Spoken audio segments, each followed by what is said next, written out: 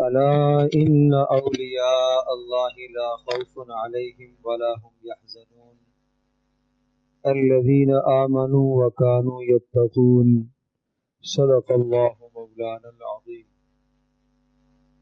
اللہ جل جلالہ کا ارشاد گرامی ہے کہ بے شک جو اللہ کے دوست ہوتے ہیں، اللہ کے ولی ہوتے ہیں، ان پر کسی بھی قسم کا خوف طاری نہیں ہوتا اور نہ وہ کسی وجہ سے غمگین ہوتے ہیں۔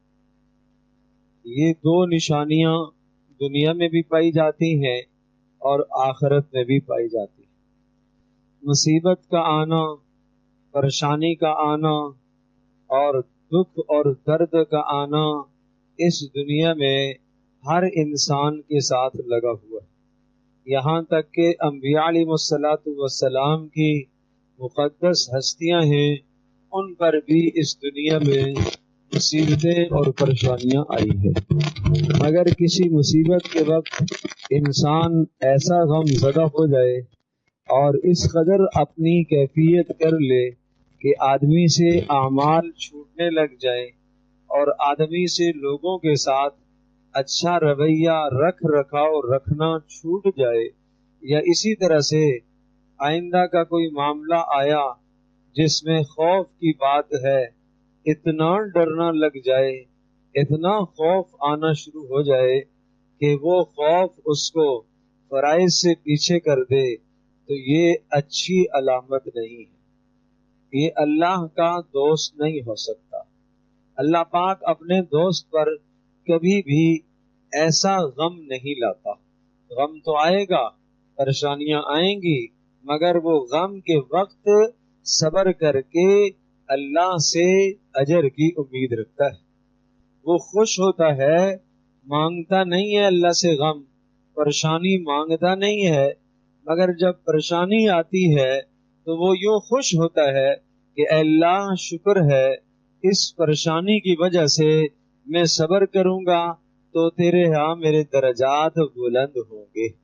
اور اگر نعمت آتی ہے تو اس پر بھی اللہ کا شکر ادا کرتا ہے، مگر چونکہ نعمت سے دنیا کا فائدہ حاصل ہوتا ہے، پریشانی اور مصیبت سے صبر کرنے پر آخرت کا فائدہ حاصل ہوتا ہے، اس لیے ایمان والا بندہ، جس بندے کی اللہ سے دوستی ہوتی ہے، اللہ کے ساتھ جس کا تعلق ہوتا ہے، وہ مصیبت اور پریشانی پر غم زدہ نہیں ہوتا، ایسا نڈھال نہیں ہو جاتا کہ اپنے فرائض و واجبات کو چھوڑ دے۔ اب دو نشانیاں اور ذکر فرمائی ہیں کہ اللہ کا دوست وہ ہوتا ہے الذین آمنوا وکانوا یتقون، جس کے ایمان میں جتنی پختگی ہوگی، ایمان سے مراد نیک اعمال ہے، وکانوا یتقون اس سے مراد گناہوں سے بچنا ہے، نیک اعمال اور گناہوں سے بچنا، نیک اعمال اور گناہوں سے بچنا، یہ دو چیزیں انسان کو اللہ کا دوست بناتی ہیں۔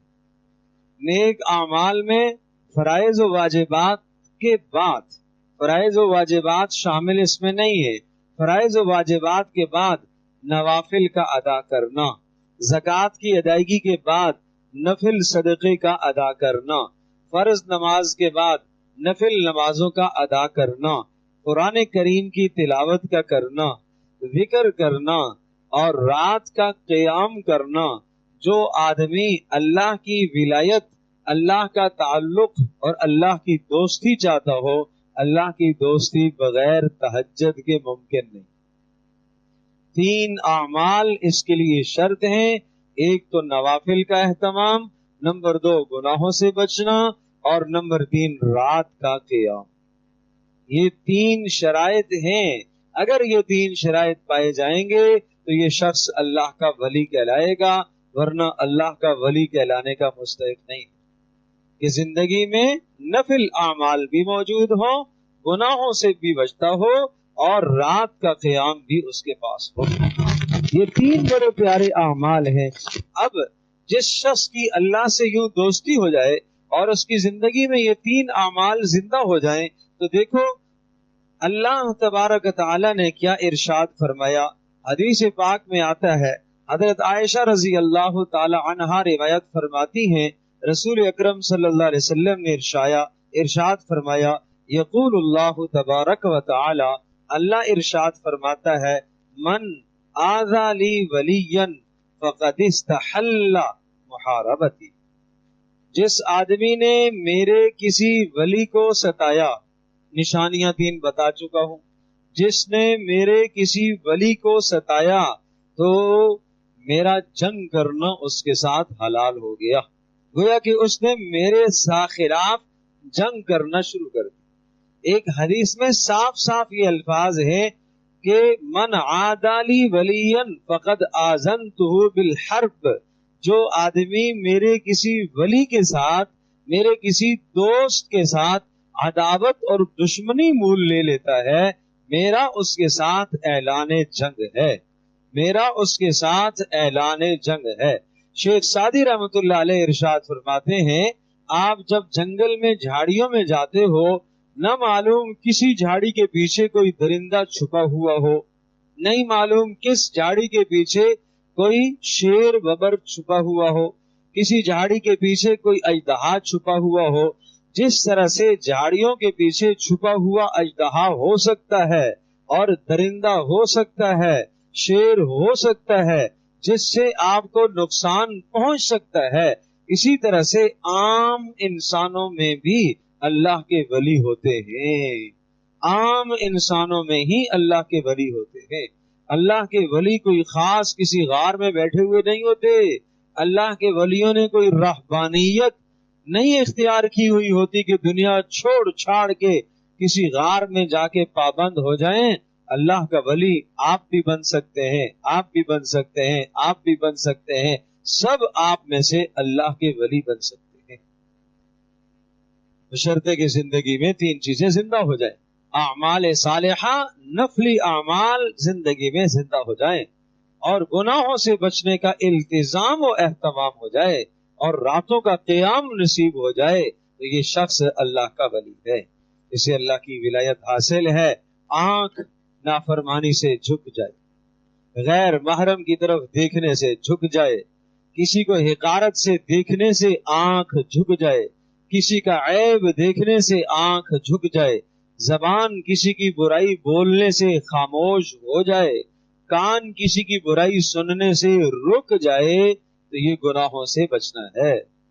گناہوں سے بچنے کی جب بات آتی ہے تو ہم سمجھتے ہیں چوری سے بچنا چاہیے، بدکاری زنا سے بچنا چاہیے، اور لوٹ کسوٹ سے بچنا چاہیے، جیسے وہ گناہ ہے۔ غیبت کرنا بھی گناہ ہے، مسلمان کی چغلخوری کرنا بھی گناہ ہے، مسلمان کی حقارت کرنا بھی گناہ ہے، مسلمان کو طنز کرنا بھی گناہ ہے، مسلمان کو طعنہ دینا بھی گناہ ہے۔ یہ بھی بڑے گناہ ہیں، بڑے گناہ ہیں جو آپ اور اللہ کے درمیان میں رکاوٹ پیدا کر سکتے ہیں۔ اللہ کی ولایت اور دوستی اور آپ کے درمیان میں یہ بڑے گناہ رکاوٹ پیدا کریں۔ اور پھر ارشاد فرمایا وَمَا تَقَرَّبَ إِلَيَّ الْعَبْدُ بِمِثْلِ أَدَاءِ مَا افْتَرَضْتُ عَلَيْهِ وَلَا يَزَالُ الْعَبْدُ يَتَقَرَّبُ إِلَيَّ بِالنَّوَافِلِ حَتَّى أُحِبَّهُ، اور فرمایا بندہ جب فرائض پورے کرتا رہتا ہے، فرائض یہ ڈیوٹی پوری کرنی ہے، فرائض ڈیوٹی پوری کرنی ہے۔ 8 گھنٹے کی نوکری ایک آدمی 8 گھنٹے کے کام کو آسانی سے اور امانت داری سے، دیانت داری سے 8 گھنٹے کام کرتا ہے، اس کی وہ تنخواہ لیتا ہے، 8 گھنٹے کے اوپر وقت نہیں لگاتا، مگر پھر بھی وہ مالک کے نزدیک قابل قدر ہوتا ہے کیونکہ امانت داری سے کام کرتا ہے۔ مگر 8 گھنٹے سے اوپر جس نے وقت دیا ہے، اضافی وقت اس نے دیا ہے، یہ جو نفل نماز ہے، یہ نفل صدقہ ہے، یہ جو رات کا قیام ہے، یہ اضافی، یہ ڈیوٹی سے اضافی عمل ہے، یہ آپ پر فرض نہیں کیا گیا۔ اور ایک حدیث پاک میں آتا ہے اللہ پاک نے حضرت داؤد علیہ السلام کو زبور میں یہ ارشاد فرمایا تھا اے داؤد تیرے بعد ایک نبی آئیں گے اور وہ ایسے نبی ہوں گے لا یعصینی، میری کبھی بھی نافرمانی نہیں کریں گے، اور वलन अग़ज़िबहु, और मैं कभी भी उन पर गुस्सा नहीं होगा। और व उम्मतुहु अल हम्मादून, और वो ऐसे नबी होंगे कि जिसकी उम्मत हम्माद, हमद व सना करने वाली होगी। यहमदून अल्लाह अला कुल्ली मंजिलिन, जब भी बुलंदी पर चढ़ेंगे, सीधे रास्ते पर चलेंगे, तो हमद ही हमद, अल्हम्दुलिल्लाह अल्हम्दुलिल्लाह अल्हम्दुलिल्लाह कहेंगे। और फरमाया यरक़बून शम्स, सूरज की इंतजार में रहते हैं, यानी नमाजों के वक्त उनके पास महफूज होते हैं, कहीं असर की नमाज न निकल जाए, कहीं मगरिब की नमाज न निकल जाए, हर वक्त ध्यान सूरज की तरफ लगा रहता है। क्यों? इसलिए कि कहीं नमाज न निकल जाए। अल्लाहु अकबर।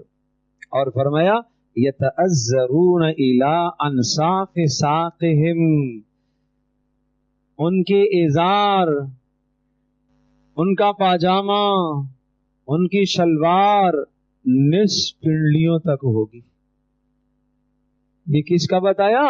ए दाऊद, तेरे बाद एक नबी आएंगे और उस उम्मत की, उस नबी की उम्मत की ये खुसूसियत होगी, है? उस नबी की उम्मत की ये खुसूसियत होगी कि वो अपनी शलवार को टखनों से ऊपर रखेगी, निस्फ तक लेकर जाएगी। और फरमाया इज़ब तुलिया बिल मसाइब, जब मुसीबत आएगी तो वो कहेंगे इन्ना लिल्लाहि व इन्ना इलैहि राजिऊन। और जब वो मुसीबत पर सब्र करेंगे तो ए दाऊद, मैं उनको इतना अजर दूंगा जो नेक अमल पर उन्हें नहीं मिल सकता था, जो अजर उनको मैंने मुसीबत पर दिया है। ये सुन्नत की खुसूसियात हजरत दाऊद अलैहिस्सलातु वस्सलाम को अल्लाह ने इरशाद फरमाई है। तो इसलिए इरशाद फरमाया, हाँ एक बात और रह गई कि उस उम्मत को मैंने ऐसे फराइज दिए हैं जो गुज़श्ता नबियों को दिए हैं, और इस उम्मत को मैंने ऐसे नवाफिल अता किए हैं जो गुज़श्ता नबियों को मैंने दिए हैं। और ये उम्मती क़यामत के दिन जब अल्लाह के हुजूर पेश होंगे तो इनके चेहरे ऐसे चमक रहे होंगे जैसे नबियों के चेहरे चमक रहे होंगे। लोग कहेंगे ये कौन है? ये नबी है? नहीं नहीं, ये नबी नहीं है, ये मोहम्मद रसूलुल्लाह सल्लल्लाहु अलैहि वसल्लम के उम्मती हैं। इनके चेहरे ऐसे चमक रहे। तो चेहरे ऐसे नहीं चमकेंगे मेरे अजीजों, आमाल सालिहा पर चेहरा चमकता है।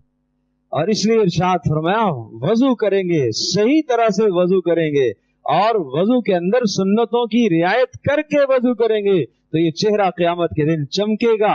प्यारे नबी सल्लल्लाहु अलैहि वसल्लम इस चेहरे से अपनी उम्मत को पहचाने।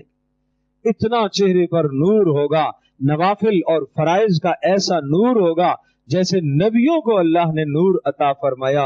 बस फर्क होगा, नबियों की कुर्सियां अलहदा लगी होंगी, इनकी कुर्सियां अलहदा लगी होंगी। इनके लिए फरमाया कि मिंबर बिछाए जाएंगे और उन मिंबरों पर ये जलवा अफरोज होंगे। ये कौन है?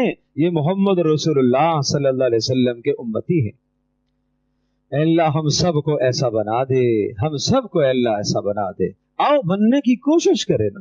जब अल्लाह ने कहा तो मतलब ये हुआ कि बन सकता है इंसान। आदमी गुनाहों से बचे, फराइज को पूरा करे, नवाफिल को अदा करे, रात का क़याम करे। अब ऐसा बंदा अल्लाह का वली है। अब सुनो, अल्लाह को ऐसे बंदे से मोहब्बत कितनी होती है। अल्लाह इरशाद फरमाता है वमा तरद्दतु फी शैइन अना फाइलुहु कतरद्दुदी फी क़ब्ज़ रूहि अब्दी अल मोमिन। मैं कभी भी किसी काम को करते वक्त तरद्दुद में नहीं होता कि करूं या ना करूं, ये काम करूं या ना करूं। अल्लाह तो अल्लाह है ना, जो चाहे कर ले, उससे कौन पूछ सकता है ये क्यों किया। लेकिन फरमाया जो मेरा ये वली होता है, मेरा ये प्यारा बंदा होता है, जब इसकी रूह के कब्ज की बात आती है तो मैं ये समझता हूं कि इसकी रूह का कब्ज होना इसके लिए बेहतर है, और ये मौत को नापसंद कर रहा होता है। उस वक्त अल्लाह कहता है मैं सोचता हूं कि इसकी ख्वाहिश को पूरा करूं या अपनी चाहत को पूरा करूं। मेरी चाहत है कि इसको मौत दे दूं, इसके लिए मौत खैर है, और ये मौत को नापसंद करता है बेचारा। یہ موت کو ناپسند کرتا ہے. اللہ اکبر. موت کو ناپسند نہ کرو. من احب لقاء اللہ احب اللہ لقاءہ. جو اللہ سے ملنا چاہتا ہے اللہ بھی اس کے ساتھ ملنا چاہتا ہے. ارے میرے عزیز دوستو، موت مر کے وہ جو قبر ہے، وہ جو مٹی کا گھڑا ہے، وہ اس کو جنت کا باغ تصور کرو تو پھر مرنے کو جی چاہے گا. اس کو مرنے کا جی چاہے گا. مرنے کے بعد ایک کریم اللہ کے پاس ہم جائیں گے، جو کریم اللہ ماں باپ سے بھی زیادہ پیار کرنے والا ہے، جو اللہ اپنی گھر والی سے، بہن بھائی سے، اعزاء اقربا سے سب سے زیادہ کروڑوں درجے زیادہ پیار کرنے والا ہے، جس کی پیار کا یہ حال ہے.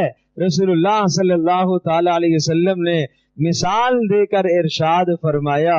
اس طرح سے مثال دی، ایک سائل آئی آپ علیہ السلام کی خدمت میں اور اس نے آپ علیہ السلام سے کچھ سوال کیا، یعنی کھانے کی شے مانگی، اور اس کے پاس چھوٹی چھوٹی 2 بچیاں تھیں. آپ کے پاس 3 کھجوریں تھیں. آپ نے 3 کھجوریں اس سائل عورت کو عطا فرمائی. اس عورت نے 1 کھجور ایک بچی کو دی، ایک دوسری بچی کو دے دی. دونوں بچیوں نے جلدی جلدی اپنی اپنے حصے کی کھجور کھا لی اور تیسری کھجور ماں کھانے لگی. دونوں بچیاں ماں کی طرف لپکنے لگی تو ماں نے اس کھجور کے 2 ٹکڑے کیے، ایک ٹکڑا ایک کو دے دیا، ایک دوسرے کو دے دیا، خود کچھ بھی نہیں کھایا. اللہ کے نبی صلی اللہ علیہ وسلم یہ خوبصورت منظر دیکھ رہے. آپ نے پوچھا یہ کیوں کیا اس نے؟ اے اللہ کے رسول، صحابہ فرما رہے اے اللہ کے رسول، اسے اپنے بچوں سے محبت ہے اس لیے کیا ہے. کہ اللہ کو اپنے بندوں سے اس سے بھی زیادہ محبت ہے. اللہ کو اپنے بندوں سے اس سے بھی زیادہ محبت. یہ کیا اپنی بچیوں سے محبت کرتی ہے، اللہ کو کتنی محبت ہے. تو اس لیے مرنے سے ڈرا نہیں کرو، بس یہ دعا مانگو، اے اللہ خاتمہ ایمان پر کرنا. بس اے اللہ خاتمہ ایمان پر کرنا. یہ ہے بڑے خطرے کی بات کہ خاتمہ ایمان پر نہ ہو، خاتمہ کفر پر ہو جائے. اللہ ہم سب کی حفاظت فرمائے. مرتے وقت کلمہ طیبہ نصیب ہو جائے. ورنہ کتنے لوگ سننے دیکھنے میں آئے کہ جناب جب خاتمہ ہونے لگا بےہودہ لفظ بکتے بکتے روح نکل گئی. اس لیے حدیث پاک میں آتا ہے ایک انسان جنت کے اعمال کرتے کرتے کرتے جنت کے کنارے پر پہنچتا ہے، اچانک پلٹا کھاتا ہے اور ایک ایسا کام کر بیٹھتا ہے جہنم میں چلا جاتا ہے. خاتمہ اس کا اچھا نہیں ہوتا. اور ایک آدمی گناہ کرتے کرتے کرتے کرتے جہنم کے کنارے پر پہنچتا ہے، ایک نیکی ایسی کر بیٹھتا ہے وہ اللہ کو اتنی پسند آ جاتی ہے، اس نیکی کی وجہ سے اللہ اس کا خاتمہ ایمان پر کر دیتا ہے اور وہ جنت میں چلا جاتا ہے. اس لیے کسی نیکی کو حقیر مت جانا کرو. لا تحقرن من المعروف شیئا. کسی نیکی کو حقیر مت سمجھو. راستے سے تکلیف دہ چیز کو ہٹانے کو حقیر مت سمجھو. مسجد سے ایک ٹکڑا، ایک ٹنکا، ایک کچرا اٹھانا، اس کو حقیر مت سمجھو. یہی بخشش کا ذریعہ بن سکتا ہے. راستے کو صاف کر دینا حقیر مت سمجھو، یہی تمہاری بخشش کا ذریعہ بن سکتا ہے. مسلمان کو مسکرا کر ملنا، اس کو حقیر مت سمجھو، یہ عمل بھی تمہاری بخشش کا ذریعہ بن سکتا ہے. اللہ کا ولی ایسا ہوتا ہے. اس لیے ارشاد فرمایا کہ یہ بندہ جو ہے جب اس کی موت کا وقت آتا ہے تو اللہ کہتا ہے یہ موت کو نہیں چاہتا، میں اس کو زندہ رکھوں یا اس کو میں موت دے دوں. اور پھر اگلی بات سنیے گا، اللہ کا ارشاد پاک ہے اللہ ولی الذین آمنوا. اللہ ایمان والوں کا تو دوست ہے. یا اللہ تو کیا کرتا ہے؟ دوست کا نفع چاہتا ہے یا نقصان چاہتا ہے؟ بھائی یہ بتاؤ. نفع چاہتا ہے. آؤ دیکھو اللہ کیسا نفع چاہتا ہے. اللہ ولی الذین آمنوا یخرجہم من الظلمات الی النور. اللہ پاک اپنے ولیوں کو اندھیروں سے روشنی کی طرف لے کر آتا ہے، شکوک شبہات سے نکال کر یقین کی طرف لاتا ہے، گناہوں سے نکال کر اطاعت اور فرما برداری کی طرف سے لاتا ہے، شرک سے نکال کر توحید کی طرف لاتا ہے، نفاق سے نکال کر اخلاص کی طرف اللہ لے کر آتا ہے، فضولیات سے لغویات سے نکال کر کام کی باتوں کی طرف، کاموں کی طرف اللہ پاک اسے لاتا ہے۔ امام غزالی رحمۃ اللہ علیہ فرماتے ہیں جس کو اللہ نے لغو کام میں مشغول کر دیا سمجھ لو کہ اللہ سے اس کی دوستی ٹوٹ گئی۔ یہ معیار بتایا، جو آدمی کام کے کام میں مشغول ہو کسی ایسے امر میں یہ اس سے دنیا کا فائدہ یا آخرت کا فائدہ ہے، فرمایا وہ آدمی اپنے وقت کو قیمتی بنا رہا۔ جو لغویات میں لگ گیا ہے پتہ یہ چلا کہ اللہ تبارک و تعالیٰ اس سے ناراض ہو گیا ہے۔ ہم دیکھیں نا ہمارے شب و روز کہاں گزرتے ہیں، کتنے لغویات میں گزرتے ہیں۔ تو یہ ایک معیار سمجھایا کہ اللہ کی دوستی کیسے ہوتی ہے، اور پھر ارشاد فرمایا وَهُوَ يَتَوَلَّى الصَّالِحِينَ، اللہ تو اپنے ولیوں کی کا اللہ پاک اپنے ولیوں کے کاموں کو بناتا ہے۔ فَلَا يَكِلْهُ إِلَى نَفْسِهِ لَحْظَةً بَلْ يَتَوَلَّى الْحَقُّ سُبْحَانَهُ وَتَعَالَى رِعَایَتَهُ، ارشاد فرمایا اللہ اس کے کام کو اس کے بھی سپرد نہیں کرتا بلکہ اللہ اس کے کام کو خود انجام دیتا ہے۔ یہ ہے اللہ کا وجہ، اللہ اس کے کام کو خود انجام دیتا ہے، اللہ اس کے سپرد بھی نہیں کرتا ہے۔